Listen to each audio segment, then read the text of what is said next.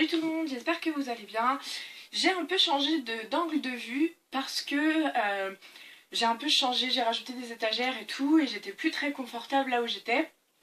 Je vais juste vous montrer, hein, c'est juste une petite intro un peu chiante, mais je vais vous montrer l'espace que j'avais avant. Donc j'étais là et ça c'est mon lit. Donc j'avais près ça comme espace pour filmer. Voilà, c'était pas très confortable donc... je me rends compte qu'en étant là, c'est un peu mieux. J'ai plus d'espace, je peux bouger et tout, donc voilà. Tout ça pour dire que je vous retrouve aujourd'hui avec une nouvelle vidéo qui sera un point lecture. Et oui, ça fait longtemps que j'en avais pas fait, parce que, comme je vous l'ai dit à plusieurs reprises, j'étais en panne depuis le mois de septembre. Alors je vais pas vous parler de tous les livres que j'ai lus depuis le mois de septembre, même s'il n'y en a pas des masses, parce qu'il y en a que j'avais envie de regrouper par thématique, etc. Donc je vais vous les présenter plus tard dans d'autres vidéos. Mais je vais quand même vous parler de quelques-uns. Et je vais commencer tout de suite par Shining de Stephen King, que j'ai lu en octobre. Et je l'ai lu, en fait j'ai commencé à le lire pour le book club du mois d'octobre, ou de septembre, d'octobre, de Livre Addict. J'ai pas réussi à le finir à temps, donc j'ai pas pu participer au book club, mais ça m'aura au moins fait lire le livre qui traînait dans ma palle depuis assez longtemps et que j'avais super envie de lire. Donc je ne connaissais que le film de Stanley Kubrick, je n'avais jamais lu l'œuvre originale et on m'avait dit que il y avait beaucoup de différences entre le film et le livre, donc j'ai voulu vérifier ça par moi-même. J'ai vraiment beaucoup aimé le livre. Je pense que c'est parce que j'avais vu le film il y a longtemps, donc j'ai été capable de m'en détacher un peu pour mieux rentrer dans le livre. Et c'est vrai que c'est très différent, mais pour une fois, j'arrive pas à dire qui du film ou du livre j'ai préféré, parce que les deux sont vraiment excellents. Il y a des trucs que j'ai préférés dans le film, il y a des trucs que j'ai préférés dans le livre, notamment le personnage de Wendy, que j'ai vraiment beaucoup aimé dans le livre, beaucoup plus que dans le film. Je sais pas pourquoi elle a été transformée à ce point dans le film, mais elle est vraiment beaucoup plus intéressante dans le livre. La fin aussi est complètement différente, c'est pas du tout la même, et j'avoue que si la fin du film est vraiment très mystérieuse, elle nous fait poser beaucoup de questions, celle du livre m'a un peu moins plu parce qu'il y a une espèce d'épilogue qui pour moi n'est pas du tout nécessaire. Voilà, c'est la seule chose que j'ai un peu moins appréciée dans le livre. Sinon j'ai vraiment beaucoup aimé. Alors c'est sûr que c'est assez lent, ça met du temps à démarrer, mais voilà, c'est un peu dans tout ce que j'ai pu lire de Stephen King jusque là. La tension monte crescendo et c'est vraiment incroyable parce qu'on est vraiment pris dedans et voilà, ça fait vraiment ressentir, je pense, les émotions qu'il voulait faire ressentir à son lecteur, donc c'est bien joué et vraiment une mission réussie. Donc voilà, lisez ce livre si ce n'est pas encore fait. J'avoue que même j'ai flippé à quelques endroits. Moi qui vraiment ai du mal à avoir peur dans les livres, celui-là m'a vraiment fait angoisser à quelques moments, donc c'est le signe que c'était très réussi. J'ai ensuite lu un livre que j'ai emprunté à la bibliothèque qui est Le liseur du 6h27 de Jean-Paul Didier Laurent. Alors pareil, c'est un livre qui me faisait envie depuis un certain moment, depuis sa sortie en fait. Je trouvais le synopsis assez sympa. Ça parle d'un monsieur qui s'appelle... je ne sais plus, mais il a un prénom. Et qui donc récupère, en fait, qui travaille dans une entreprise qui broie les livres invendus. Et donc du coup, tous les jours, il récupère un manuscrit qu'il lit dans le métro, ou dans le RER, je pense, de 6h27 donc, et il s'assoit et il fait la lecture à haute voix, et donc du coup, voilà, il va ensuite rencontrer deux petites mamies très mignonnes qui l'invitent à faire la lecture dans la maison de retraite. Voilà, j'ai trouvé que c'était assez sympa comme lecture, sans plus. Ça m'a pas vraiment transcendé. C'était assez court déjà, donc j'ai trouvé ça trop court pour vraiment m'attacher au personnage et vraiment rentrer dans l'histoire. J'ai trouvé aussi qu'il se passait beaucoup de choses en peu de pages et donc du coup j'ai trouvé ça pas assez profond, pas assez développé. On est resté en surface et ça m'a un peu... c'est pas que ça m'a gêné, mais bon, du coup, je me suis pas vraiment attachée au roman. Les personnages sont assez sympathiques, surtout les personnages secondaires, mais encore une fois, voilà, sans plus. Donc c'était pas vraiment une lecture indispensable, mais ça m'a fait passer un bon moment quand même.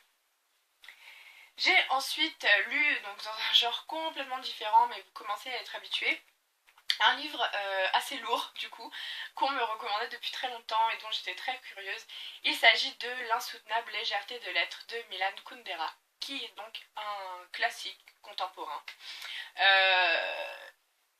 Voilà, qui est assez difficile à lire. D'ailleurs, mon avis va être un peu déstructuré, je pense, parce que je ne sais toujours pas ce que j'ai vraiment pensé de ce livre. Et oui, ça arrive parfois. Je pense que la raison pour laquelle j'ai du mal à me faire un avis, c'est parce que j'ai mis vraiment beaucoup de temps à le lire.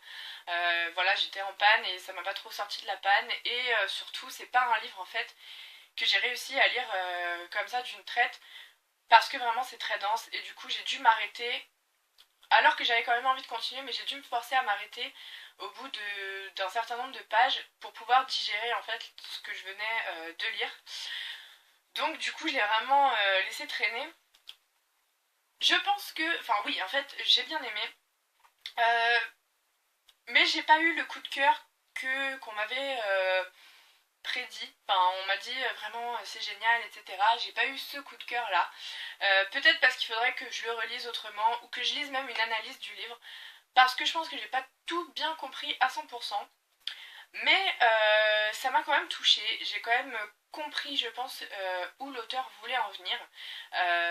À travers une histoire fictive, en fait, des personnages fictifs, il veut montrer que la légèreté n'est pas forcément meilleure que la lourdeur. Voilà, au niveau des perceptions, de ce qu'on ressent, etc., ce qu'on vit et tout. C'est pas super gay, il arrive des trucs assez moches aux personnages, mais j'ai quand même réussi à beaucoup m'attacher à eux, j'ai bien aimé leur histoire. Et encore une fois, voilà, par contre j'ai été perdue à certains moments. C'est un peu brouillon tout ça, je crois que je vous donne pas trop envie de le lire. Je suis désolée, mais j'ai vraiment du mal à me faire une idée dans ma tête. Mais j'aimerais quand même lire d'autres livres de Kundera parce que je pense que ses idées sont très intéressantes et que ça vaut la peine de les creuser un petit peu.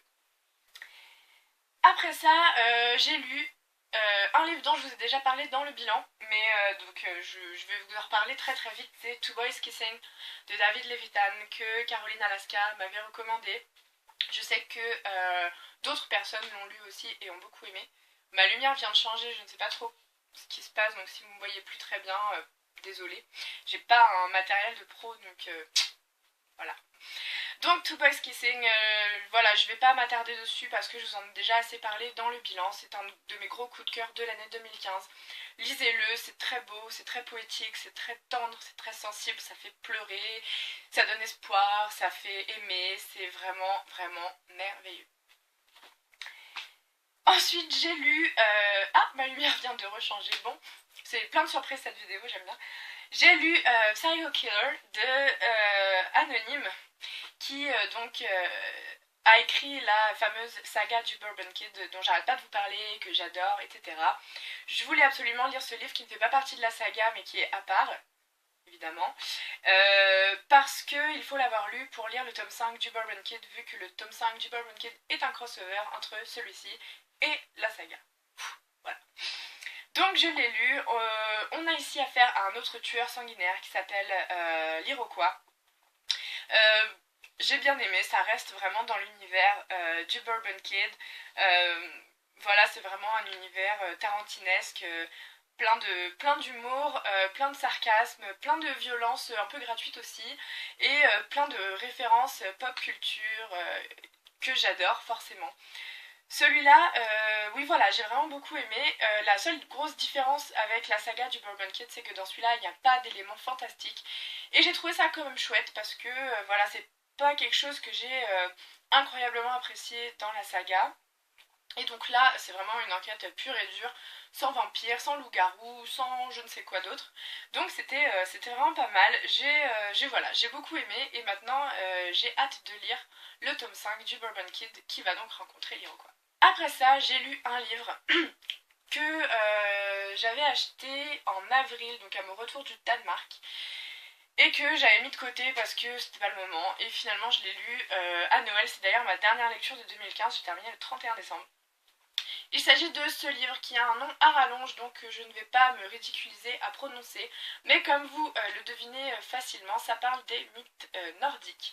Donc voilà, vous savez que j'aime beaucoup la mythologie et je m'intéresse en ce moment particulièrement à la mythologie nordique. Ce livre, j'ai vraiment beaucoup aimé parce que c'était passionnant, ça décrit la plupart des mythes fondateurs de la mythologie nordique. Donc on rencontre tous les dieux, bah voilà, les mythes qui font la mythologie. Bon, je dis n'importe quoi. J'ai trouvé ça très dense parce que bon, c'est en anglais aussi et parfois, enfin c'est écrit assez petit aussi. Parfois j'ai eu un peu de mal parce que j'avais l'impression que tous les mythes n'étaient pas forcément chronologiques et du coup euh, ils introduisaient parfois des personnages ou des événements qu'on n'avait pas encore vus. Du coup, j'ai passé beaucoup de temps entre les mythes et le glossaire qui était à la fin pour essayer de repérer qui était qui, etc. Et en plus, dans la mythologie nordique, il y a vraiment beaucoup de noms qui se ressemblent aussi. Et voilà, pas seulement des noms de personnages, mais des noms d'objets, parce que les objets ont aussi des prénoms. Du coup, c'était un peu brouillon dans ma tête, j'ai eu un peu de mal à différencier les différents protagonistes de ces mythes. Mais bon, après certains, enfin il y en a 32 là-dedans.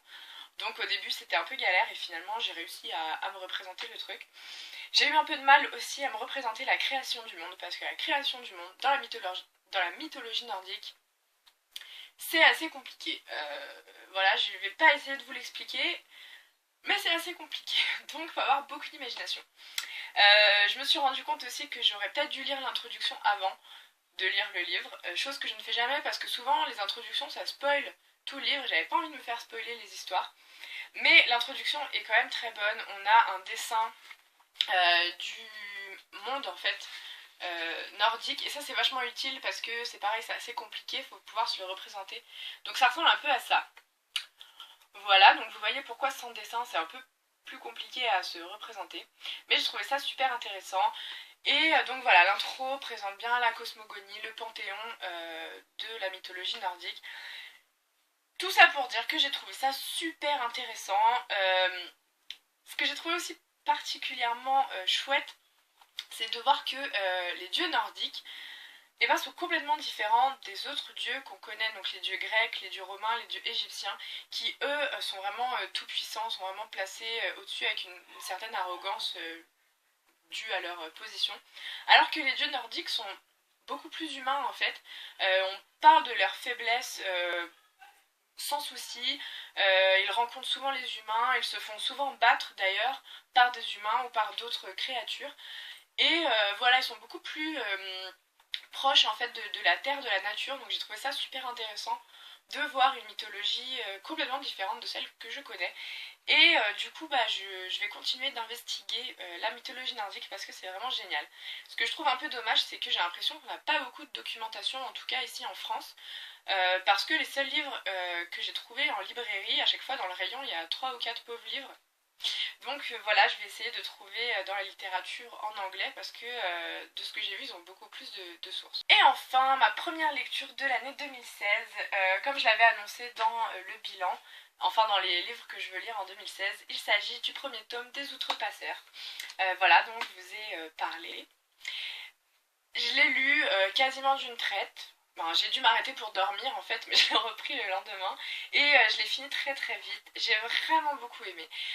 J'avoue que j'avais un peu la pression d'une part parce que je connais l'auteur et que bah, voilà, je me suis dit mais si j'aime pas comment ça se passe. Et en fait non, c'est pas le cas, j'ai vraiment beaucoup aimé. Et aussi parce que bah, j'ai entendu beaucoup tout et son contraire sur ce livre. Il y a beaucoup de gens qui ont adoré, beaucoup de gens qui n'ont pas aimé. Et du coup je savais pas trop ce que j'allais en penser. Et finalement, ouais, ça m'a vraiment plu. Je m'attendais pas du tout à ça. Je trouve que la quatrième de couverture est un peu trompeuse. Voilà, alors c'est vrai que ça ressemble un peu à une préquelle. C'est un tome d'introduction en fait, parce qu'on nous parle de... en fait ça décrit les bases de ce que va être l'histoire, et du coup on remonte dans le temps, au temps du Moyen-Âge. Je m'attendais pas du tout à ça, je m'attendais pas à ce que ce soit une histoire médiévale, et j'ai été vachement prise dedans en fait, je voulais absolument savoir ce qui se passe, et comment les outrepasseurs sont devenus les outrepasseurs. Donc voilà, il y a beaucoup de références à la littérature médiévale, au roman de renard en particulier, et aux sociétés secrètes, etc. Donc j'ai trouvé ce mélange assez sympathique et j'ai très très hâte de lire la suite que j'espère me procurer assez vite. Voilà, je sais que je suis en aubaille, mais je sais pas. Mon anniversaire arrive bientôt, donc peut-être que j'aurai de la chance. Et c'est tout pour ce point lecture. Donc je vous ai quand même présenté 7 livres depuis septembre. C'est pas terrible par rapport à ce que je lis d'habitude. Mais bon, voilà, là je suis bien repartie. J'ai déjà lu 3 livres en 2016. J'y crois, ça va être bien. Donc voilà. Et bah c'est tout. Il me reste plus qu'à vous souhaiter une bonne soirée, une bonne fin de week-end, des bonnes lectures. Et moi, je vous retrouve très très bientôt. Bye!